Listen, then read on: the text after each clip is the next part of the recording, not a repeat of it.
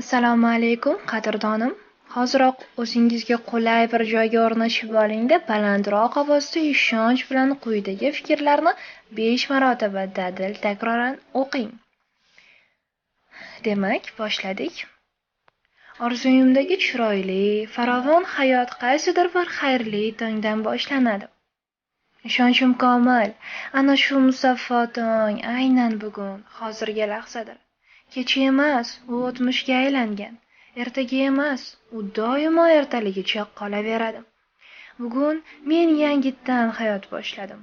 O'tmishdagi barcha salbiy xotiralardan hayotim xalos bo'lsin. Vujudimni yoqimli hissiyotlar qamrab olyapti. Nimalarni orzu qilgan bo'lsam, hammasi hayotimga kirib kela boshlayapti. Bugun meni ulkan muvaffaqiyatli va omadli ishlar kutyapti. Men dunyodagi eng muvaffaqiyatli, eng omadli, eng qat'iyatli insonman.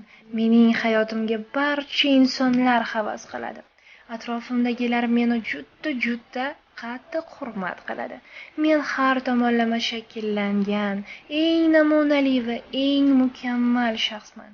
Men dunyodagi eng baxtli insonman. Allohga shukr. Shu fikrlarni tez-tez takroran o'qib turing. Natijada hatto ertak qahramonlari ham sizning hayotingizga havas qila boshlaydilar. Axir fikrlar narsalarni yaratadi. Shunday emasmi? Har bir kuningiz unutilmas, quvonchli, zavqli va muvaffaqiyatli, omadli lahzalarga boy bo'lsin.